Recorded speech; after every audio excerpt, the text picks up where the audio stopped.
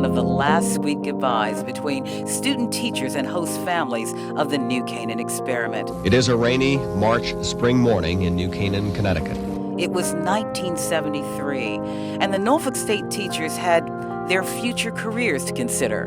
Bye. New friendships were formed, which they say resulted in a new worldview and lasting impressions for all involved. I think it's great. I think that's what this whole program's all about.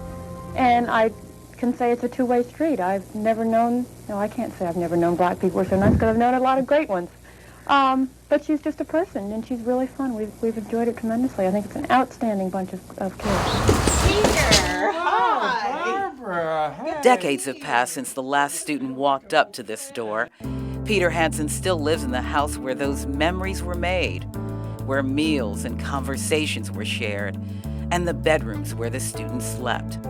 Peter Hansen and his late wife Susan were among the first who volunteered to host student teachers back in 1969. I was working in New York City, and one day my wife said, I'd like to host a Norfolk teacher to come to New Canaan. They need a place to stay so they can do their practice teaching in the New Canaan schools. And sounded good to me. Based on viewpoints shared by former students and host families, if these walls could talk, you may have heard laughter and sense a bit of awkwardness between people of different backgrounds getting acquainted. When I came here, she told me to make myself at home, and that's what I did. And it's really been nice. They are real nice people, and I like them a lot. And I couldn't have asked for any better place to stay. The ladies came, each with a big suitcase, and one of my girls surrendered a bedroom, teamed up with one of her sisters. I have 3 daughters. And my girls were excited to have teachers living in the same house. In the same house, sharing real-world, everyday preferences that on many occasions ended up with a conversation in the Hansen family kitchen. If anything, I guess I've changed the way they live. How have you done that? Well, for one thing, I do my own cooking. I cook for myself, and I like to, cook for myself. I like to be independent. I don't like anybody to wait on me hand and foot. I feel as wealthy as they are. I think the Norfolk experiment was probably groundbreaking for New Canaan. Now, not for my wife. She jumped right on it. My first wife, who died in 1990 in a plane crash, I learned such values from her and her mother and father that they changed my life profoundly.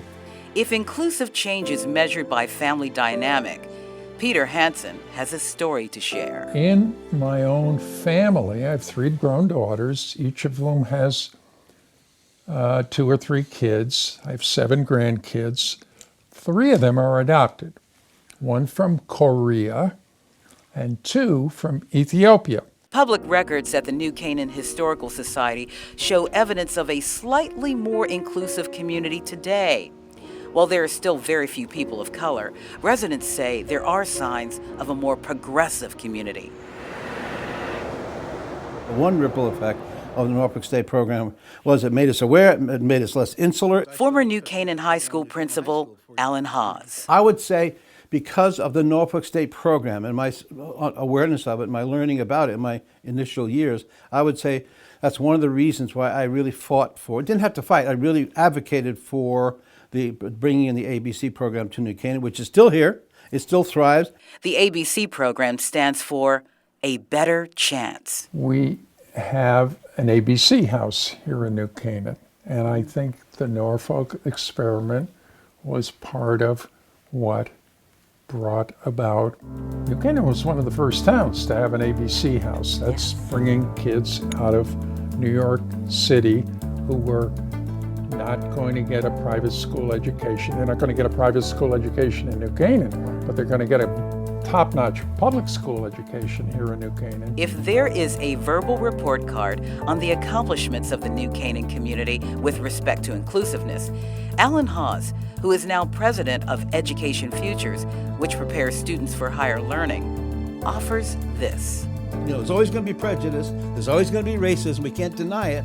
But that's why the leaders of the leadership at all levels, let's say, all levels, yes, starting from the top, but certainly all through the education system and through the political system, that we're going to move backwards, as you hinted, unless we move forward. And this program showed us that we can do it.